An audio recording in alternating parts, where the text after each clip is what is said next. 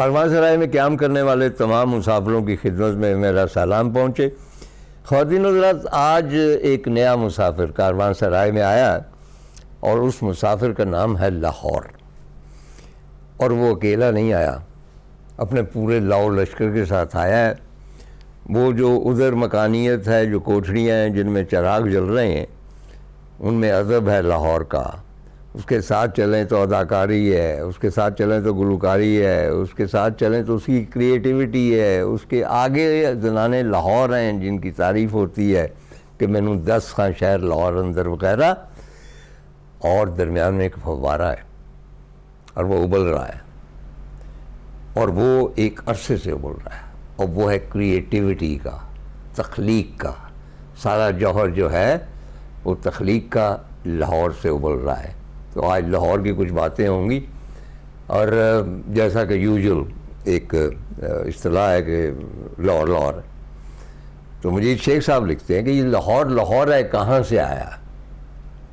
इसका एक बैकग्राउंड है कि फर्स्ट वर्ल्ड वॉर में जो कॉलोनियल फौज थी, हम लोग तो चाह रहे थे ना, आप जानते हैं कि जेलम और चकवाल वगैरह में कोई तरक्की इसलिए नहीं की कि वहाँ उनकी जंगों के लिए चारा उगाया जाता था, इंसानी चारा।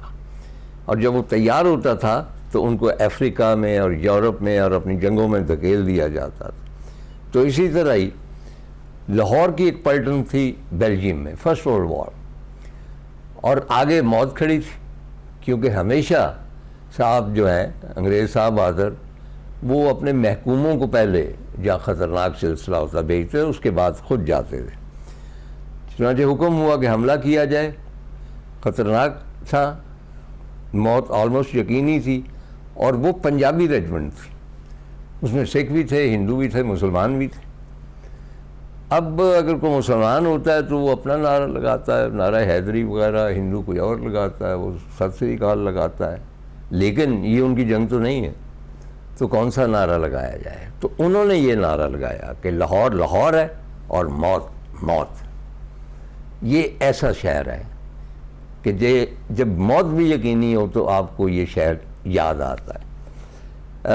बहुत तफसीली बात होगी लाहौर के बारे में। एक दो इंसिडेंट मैं अर्ज़ कर देता हूँ कि प्राण थे, वो यहीं के आसपास के रहने वाले थे, और जो हैं फिल्में, सिर्फ वहाँ की फिल्में नहीं, यहाँ की फिल्मों में भी काम किया उन्होंने लाहौर की।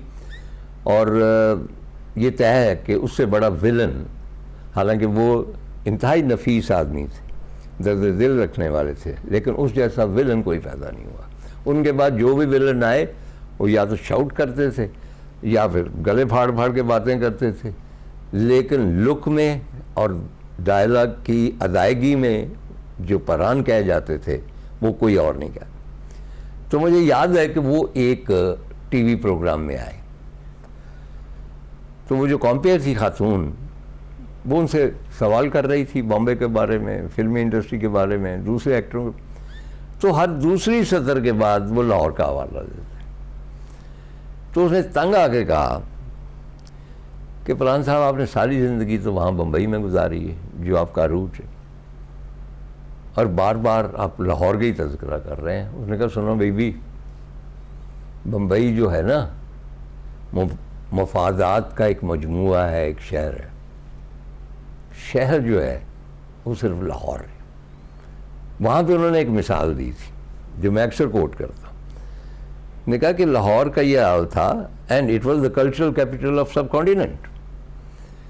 अभी आई एश्योर यू कि सरहद पार से बहुत सारे लोग ऐसे आते हैं अपनी शादियों के लिए या खुसूसी फंक्शंस के लिए।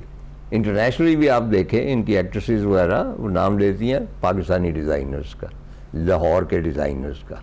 तो बाहर तौर उन्होंने कहा, परान ने कहा कि जब मैं जवान था तो तब एक रिवाज था, लड़कियां फैशन तो करती थी, सब करती थी। माए मेरी लिए मैनू बड़ा चाह तो दो गुत्ता कर मेरियां, बड़ा फेमस गाना था।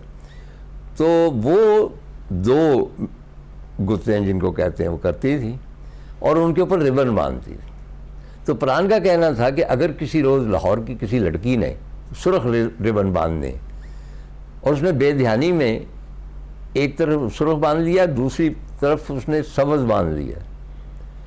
अगले दिन राजकुमारी से लेकर कश्मीर तक जितनी लड़कियां थी, उन्होंने वही पैटर्न फॉलो करना है, एक सुर्ख बांधना है और एक दूसरे रंग का बांधना है, क्योंकि लाहौर की लड़की ने बांधना। अच्छा, मैं इस गुफ्तगू को ज़रा मुख्तसर करता हूँ। तो लाहौर जो है उसमें 3 बहुत ऐसी शख्सियात कह लें जिनको मैं एडमायर करता हूँ, किसी को बहुत ज़्यादा करता हूँ, किसी को कम करता हूँ, लेकिन एडमायर ज़रूर करता हूँ। उसमें मैं समझता हूँ कि बाबाए लाहौर कन्हैया लाल हैं, मुंशी, जिनसे हमने बहुत कुछ सीखा। मजीद शेख हैं, उनसे भी हमने बहुत कुछ सीखा लाहौर के बारे में। अच्छा, ये दोनों हरफों की तस्वीर बनाते हैं। लेकिन एक शख्स है जो मेरे साथ बैठा है, ज़ीशान, ये उन हरफों को तस्वीरों की शक्ल देता है। जो कुछ लिखा होता है उसको हमें दिखाता है। ज़ीशान, मैं आपको वेलकम करता हूँ अपने प्रोग्राम में। Thank you sir. अब मैं ये जानता हूँ कि आप बहुत एज प्रोड्यूसर भी हैं, एक बहुत अहम जो है यहाँ पे चैनल उसके, लेकिन अब आपकी वजह शोहरत जो है, पहले आप बालवाला लिखते थे, अब वो ज़ीशान कुछ हो गया है। तो बाहर तौर आपकी वो जो है व्लॉग्स, और मेरा ख्याल है ऑलमोस्ट सारी व्लॉग्स मैंने देखी हुई हैं। Thank you. तो आपको कैसे ख्याल आया कि भाई ये सारा कुछ छोड़ के, और भी तो पॉसिबिलिटीज़ थी कि लाहौर की तरफ आप आ गए? सर, इसमें बहुत बड़ा जो कंट्रीब्यूशन है मेरा ख्याल है वो माँ बाप से, दादा नाना दादी नानी से जलंधर की कहानियाँ सुनने का। बहुत बड़ा फैक्टर तो एक ये है कि बचपन से कहानियाँ सुनी तो एक रोमांस डेवलप हुआ था कि हम कहीं बाहर से आए हैं, क्योंकि दादी ये कहा करती थी कि असी इतने तो नहीं है, इसी जलंधर तो आए हैं। तो एक तो फिर जब मैं बड़े हुए तो हमें अंदाज़ा हुआ कि हमने उनके दर्द को बांटा नहीं अपने आबा अजदाद के। वो बहुत बड़ा ट्रॉमा से गुजरे थे, बहुत बड़े मुश्किल से गुजरे थे। फिर ये भी ख्याल आया कि हम अगर इन कहानियों को ढूंढें तो शायद कुछ हमें कुछ बहुत अच्छी चीज़ें मिलें इसमें से। तो हुआ इस तरह से। बेसिकली तो हम लोग निकले थे कि हम वो घर देखें, वो मकान देखें जो लोग छोड़ के गए हैं यहाँ से। असल तो कहानियाँ उनकी हैं जो छोड़ के चले गए, लेकिन और उनमें बहुत सारी ऐसी हवेलियों में, घरों में मैं गया हूँ और वहाँ अब भी एक इंतज़ार की कैफियत मौजूद होती है जिन्होंने नहीं आना।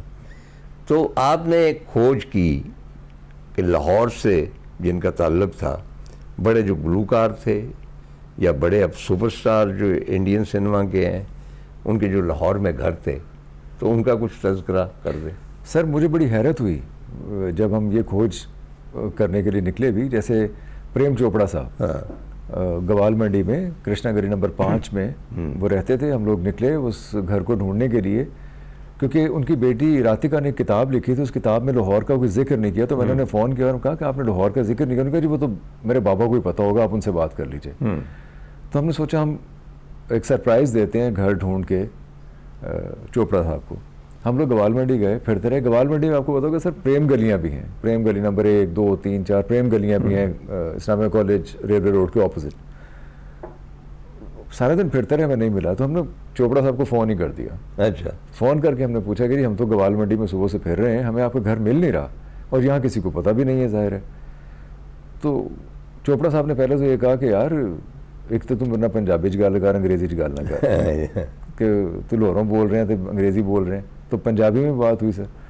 फिर चोपड़ा साहब ने बताया वो कृष्णा गली नंबर 5 में रहते हैं। तो हमने उनका घर देखा, वो दिखाया। वो मकान है अभी, वो बिल्कुल मौजूद है, तो उसी हालत में है। उसका वो आर्किटेक्चर भी वही है। वो जैसे एक छज्जा सा बाहर बनाते हैं, बालकनी होती है, इस तरह से वो बड़ा खूबसूरत घर है।